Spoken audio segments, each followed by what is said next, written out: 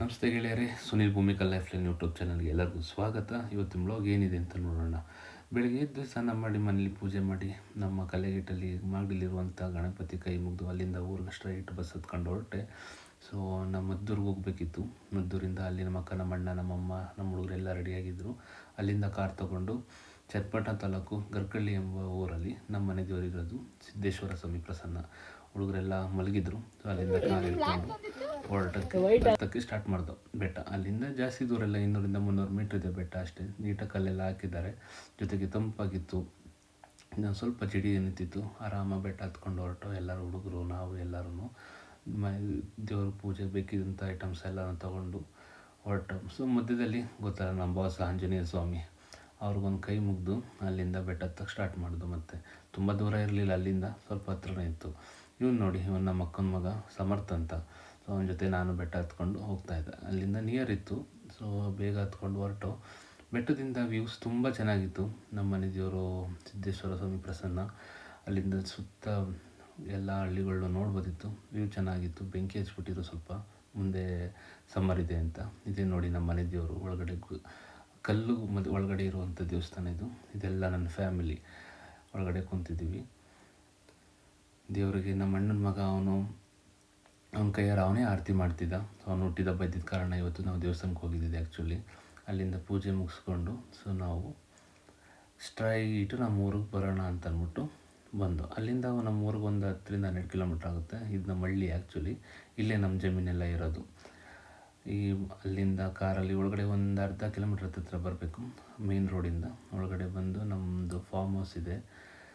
ಅಲ್ಲಿ ನಾನು ತುಂಬ ದಿನ ಆಗಿತ್ತು ಬಂದು. ಇಲ್ಲಿ ನಮ್ಮ ಊರಿಗೆ ಅಲ್ಲಿ 1.5 ತಿಂಗಳಾಗಿತ್ತು. ಸೊ ನೋಡ್ಕೊಂಡು ಹೋಗೋಣ ಅಂತ ಬಂದೆ. ಈ ಕಬ್ಬೆಲ್ಲ ನಮ್ಮ ಅಣ್ಣ ಹಾಕಿರೋದು.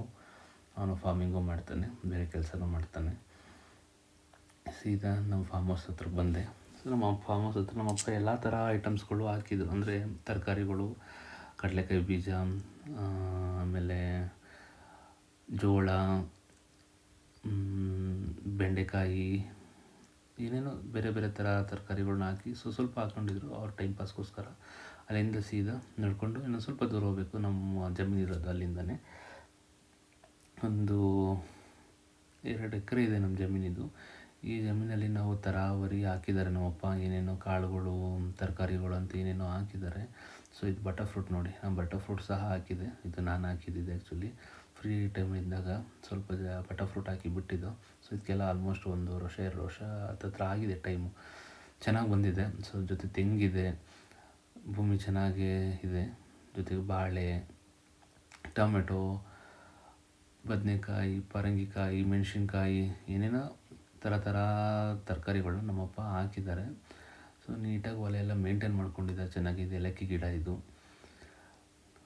ವೆದರ್ ತುಂಬ ತಂಪಾಗಿದ್ದಿದ್ದ ಕಾರಣ ನೀಟಾಗಿ ಎಲ್ಲನೂ ನೋಡ್ಬೋದಿತ್ತು. ಸೊ ಸ್ವಲ್ಪ ಟೈಮ್ ಸ್ಪೆಂಡ್ ಮಾಡಿದೆ ನಾನು. ಇದು ಬಟರ್ ಫ್ರೂಟ್ ನೋಡಿ, ಇದು ಒಂದು 2 ವರ್ಷದ ಗಿಡ ಇದೆ ಆ್ಯಕ್ಚುಲಿ. ಚೆನ್ನಾಗಿ ಬಂದಿದೆ. ನೆಕ್ಸ್ಟ್ ವರ್ಷ 3 ವರ್ಷ ಆದಮೇಲೆ ಕಾಯಿ ಬಿಡೋಕ್ಕೆ ಸ್ಟಾರ್ಟ್ ಆಗುತ್ತೆ. ಮೀನ್ಸ್ ಬಟರ್ ಫ್ರೂಟು ಬೆಣ್ಣೆ ಹಣ್ಣು ಬಿಡೋಕ್ಕೆ ಸ್ಟಾರ್ಟ್ ಆಗುತ್ತೆ. ನೀಟಾಗೆಲ್ಲ ಇಟ್ಟಿದ್ದಾರೆ ನಮ್ಮಪ್ಪ. ಸ್ವಲ್ಪ ಕಳೆ ಗಿಡ ಎಲ್ಲ ಕಿತ್ತು ಎಲ್ಲ ಮಾಡಿ ಇಟ್ಟಿದ್ದಾರೆ. ಇದು ರಾಗಿ, ಅಲ್ಲೇ ಆ ಜಮೀನಲ್ಲಿ ಸ್ವಲ್ಪ ಜಾಗಕ್ಕೆ ರಾಗಿ ಹಾಕಿದ್ದಾರೆ. ಎಷ್ಟು ಬಂದಿದೆ ರಾಗಿ ಎಲ್ಲ ನೀಟಾಗಿ ನೋಡಿಕೊಂಡು ಮೇಂಟೈನ್ ಮಾಡ್ತಿದ್ದಾರೆ ನಮ್ಮಪ್ಪ. ಸೀದಾ ಅಲ್ಲಿಂದ ನಮ್ಮ ಅಣ್ಣನ ಮನೆಗೆ ಬಂದು ಬರ್ತಡೇ ಕಾರ್ಯಕ್ರಮಕ್ಕೆ ಬೋಂಡ ಬೇಯಿಸಿ, ಜೊತೆಗೆ ಸ್ವಲ್ಪ ಮಶ್ರೂಮ್ ಬಿರಿಯಾನಿ ಮಾಡಿದ್ದು ನಾನೇ ಕುಕ್ ಮಾಡಿದ್ದು. ಅದೇ ಎಂಥ ರೆಸಿಪಿ ಅಂತ ಬೇಕು ಅಂತ ಕಮೆಂಟ್ ಮಾಡಿ. ಸೊ ಫೈನಲ್ ಟಚ್ ಈ ಥರ ಇದೆ ಎಲ್ಲ ಊಟದ್ದು.